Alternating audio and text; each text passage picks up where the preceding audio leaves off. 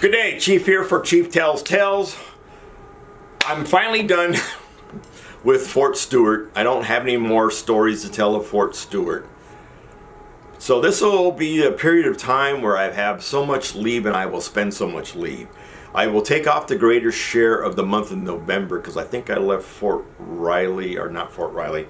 I left Fort Stewart at the end of October, early November. I can't remember which, because I had to get down to Houston, Texas, where my brother lives, and had to get my kids back into school, and of course didn't want them to suffer any loss of time for schooling. I was the sole custodial parent at that time, so I thought that meant I could make decisions, but that decision wasn't good enough for somebody. Enough said about that. So I took off 2 or 3 weeks, got my kids in school, enjoyed myself, spent some time with my brother. I hadn't seen him in a while.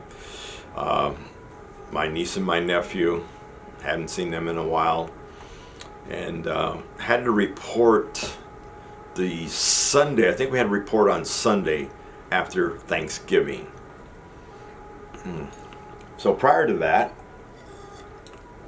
I went to a barber shop or a salon, got my son's hair cut, my daughter's hair cut, and I said shave mine off because we were going to be clean shaven down there, or high and tight, whatever you want to call it.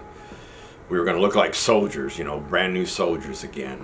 This is more of a rite of passage for us regular soldiers, because when we get there, we're going to have some soldiers that are going to become pilots, and we ended up calling them the high school, the flight school, because that's basically what they are, either just right out of high school or maybe 1 or 2 years out of high school, and they decided that, hey, I want to be a U.S. Army aviator.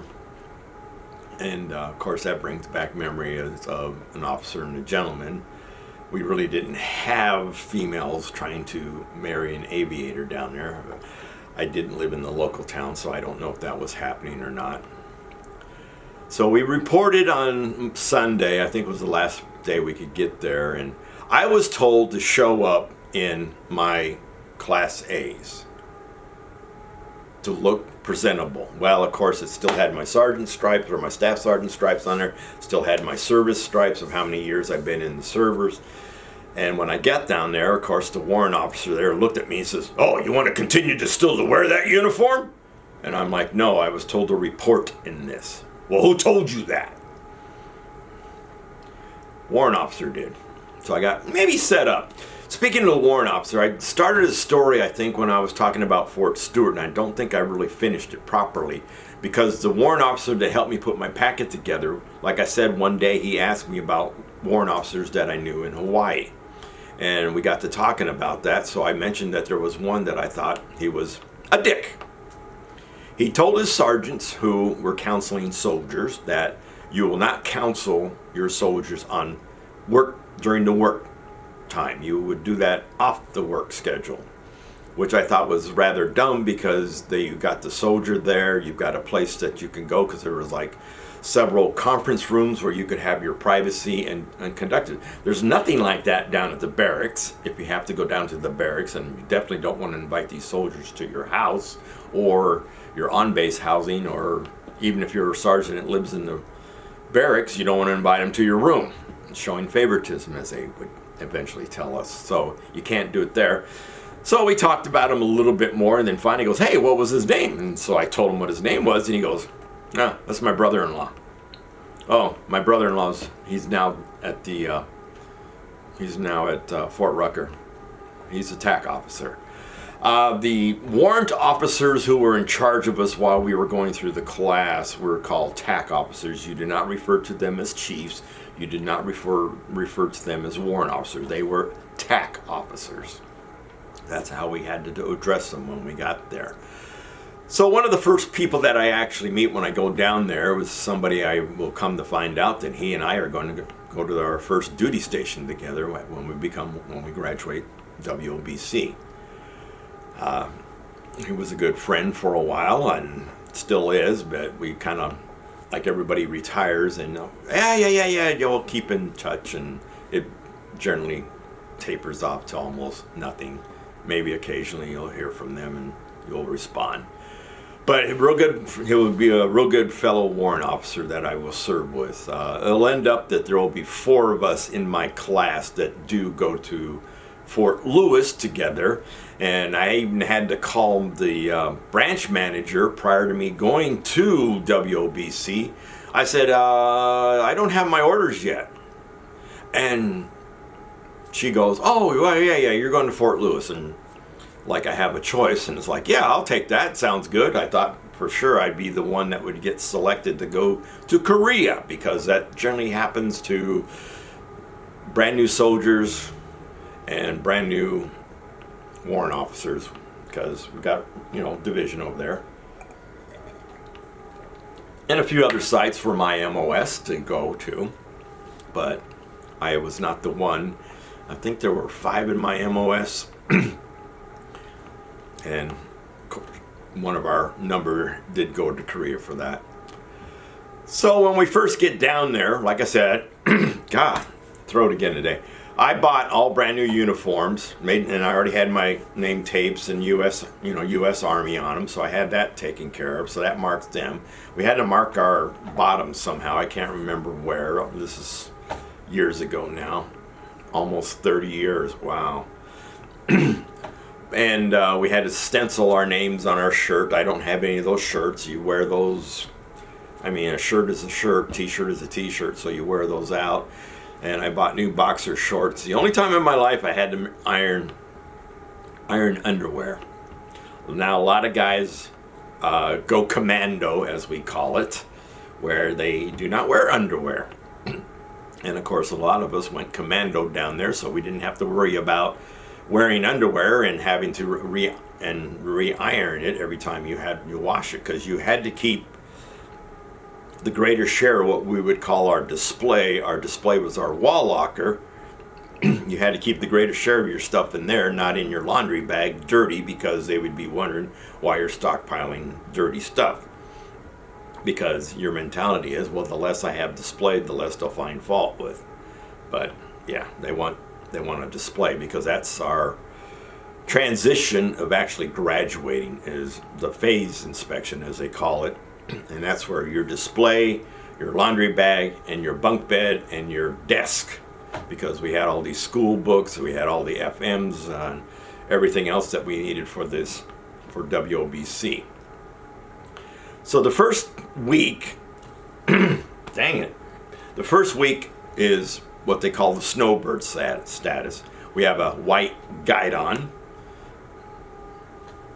snowbirds. So we get to learn the basics, learn how to march again, learn how to, present. And of course, we had Chow Hall. And Chow Hall was, oh my God, back to basic training. You had to lock up in position. We stood outside, we waited in ranks, and then, the class leader would send this group in, this file in, this file in, this rank in, whatever, however we were facing. So not to back up, and then of course we had to check the block, make sure that we were able to eat. And of course we had to learn how to eat properly. And of course you would get your tray of food, you would go to your chair, you would put your tray down, you had to make sure your glasses were over here. You had 2 glasses, one with water, one with something else.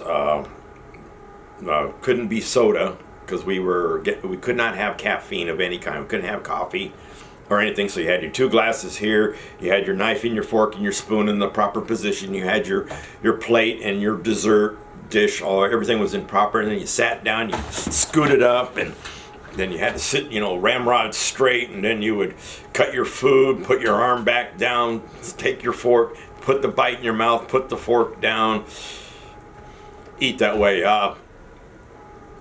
Previous classes, they had to wipe their mouth with a napkin after every bite. We didn't have to do that. And then, of course, when the long table would get filled, the last 2 candidates, as we were called, they had to do the procedures where make sure your glasses are in the blah blah position, make sure your plate is in the proper. They had to recite the rules for the whole long table, and we all had to act like we were putting everything where it needs to be. And then they finally got to sat down and eat. Then you got up and had to do, you know, stand ramrod straight, pick up your tray, turn properly. I mean, it was just monotonous. It was just something to mess with us with. It got old after a while, and then of course it got more relaxed, and plus it just became a routine like everything else, because we were woken up, I think, only 15 minutes prior to being able to run outside and get into formation. I can't remember all the time. And what was really strange is that, you know, after a while, you know, it was really amazing that my class was double nickel, 55 of us graduated. We lost some and we gained some. We gained some from prior classes, and we lost a bunch during the phase inspection. So we ended up with the double nickel, 55 of us. And, you know, towards the end of the class, you know, the entire time down there, you're like, come on, man, we just wasted 2 minutes when we're all waiting at the door for 13 minutes. But before, you're like 10 minutes into doing what you have to do, because prior to going to PT, you had to go to the bathroom, you had to brush your teeth, you had to make your bed and make sure everything else, you know, in your room was, you know, perfect, because they would come through and inspect your room while you were at PT. And of course, you would get demerits, or not really demerits, but you would get you owe us a letter as to why your chair was not in the proper position, and then I'll get back to that stuff later on. But by the time we got towards the end of the class, we're standing there like 2 minutes. We've already done all that other stuff, and we're waiting 13 minutes for permission to go through the door and get down to the PT formation and other things like that.